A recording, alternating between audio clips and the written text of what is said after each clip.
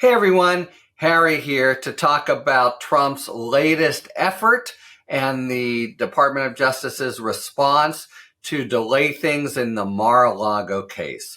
Now, the distinctive thing there, and always his sort of best hope for significant delay, is that there are some classified documents involved.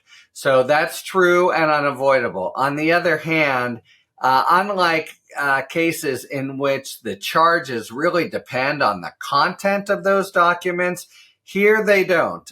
Basically what's at play is these were classified. Some of them were really serious, which the United States is entitled to prove.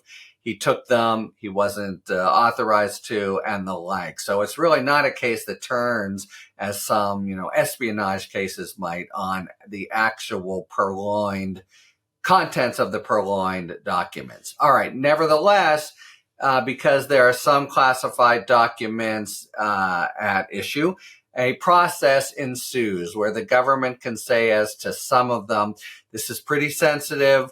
We will turn it over to the defense in summary form with specific things summarized, paraphrased with the court's approval. And there's specific documents at issue where they aim to do just that.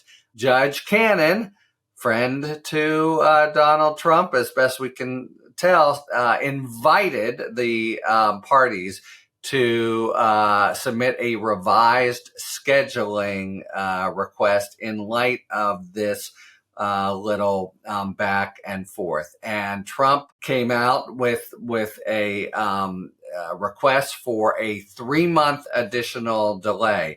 And it was really all based on the very things he had said before. Maybe the main submission here is, he's running for president. He's a very busy guy. It's interesting because it's exactly that sort of thing that Judge Chutkan in the DC case has taken off the table.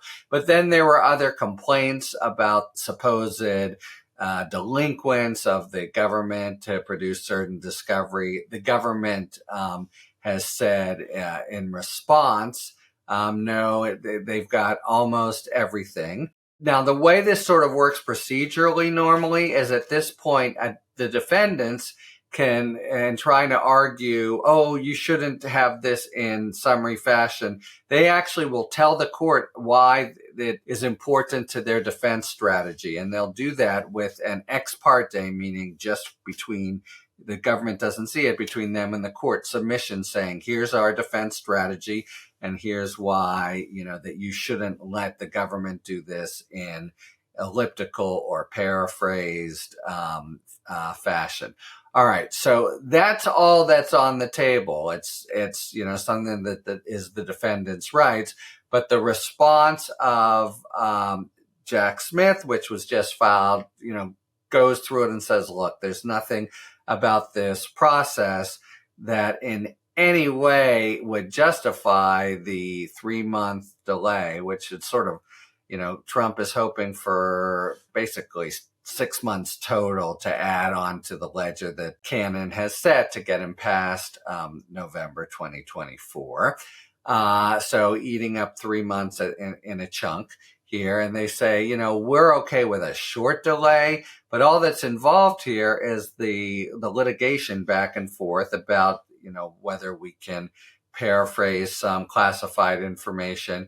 And the things that Trump is arguing about either are just recapitulations of stuff he said before, or misstatements and gross exaggerations of the process that is now in play with the litigation of the classified issue back and forth. So really, you should do at most a small delay. I think this is going to be a pretty telling moment for Cannon. I mean, first, in substance, if she grants, I say substance because schedule has become a matter of substance. If she grants anything like what Trump is asking for, we're already, made a leap toward November 2024. And also, it seems to me that the basis for it is really not well taken. So, it would be her crediting this sort of exorbitant notion of all the time he needs, when in fact, if you look at what's actually required now under the law, in a case, I repeat, in which the content of the classified documents really doesn't matter, it would be a kind of exorbitant allowance on her part, and a pretty good indication that Trump's going to sail at least past the election of November 2024. So I think this is one that, even though it's just a little skirmish involving DOJ says, give us a few days, Trump says, give us 3 months, how she, and remember, she's the one who set it up in the first place. So how she resolves it, I think, will be a pretty big indication of where we are in the Mar-a-Lago trial, which, as I've said before, is the strongest case in terms of the open and shut evidence against Trump that there is. And were it actually going to go, and if we knew it would happen before November, it would, I think, be a very strong case for conviction. As it is, I think, for a number of reasons, we are all looking at the January 6th case in front of Judge Chutkan to lead the way and be the best possibility for a conviction before November 2024. But we'll know more about that and the prospects for the Mar-a-Lago case after Judge Cannon decides on Trump's request for a 3-month continuance to do this little SEPA skirmish. Talk to you later. Thanks for tuning in. If you enjoyed this video and other Talking Feds content, please take a second to like and subscribe. Talk to you later.